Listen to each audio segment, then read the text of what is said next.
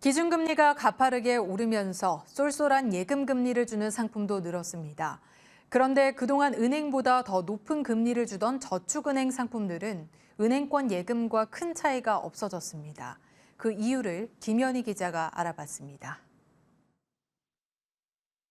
현재 저축은행 1년 만기 정기예금 상품 가운데 가장 높은 금리는 3.85%, 3%대 중후반 금리를 주는 시중은행 상품과 큰 차이가 없습니다.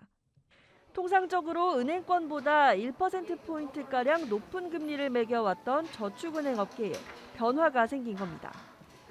저축은행은 예금 등 수신자금을 모아 대출 자금으로 활용하는데 올해 들어 대출 영업 환경이 까다로워지면서 적극적으로 수신금리 올리기가 쉽지 않다는 설명입니다. 우선 수익성과 직결된 예대 마진이 1년 사이 1.3%포인트가량 떨어졌습니다.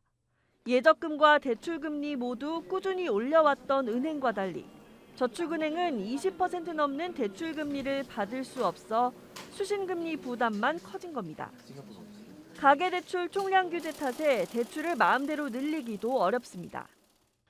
상반기 저축은행 총 대출 규모가 14% 늘었는데 이 중에서 가계대출 증가율은 4.3%에 그쳤습니다.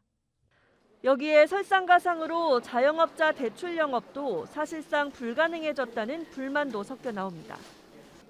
코로나19 피해 자영업자를 대상으로 한 정부의 새 출발 기금이 저축은행의 주요 대출 타깃층과 겹친다는 겁니다.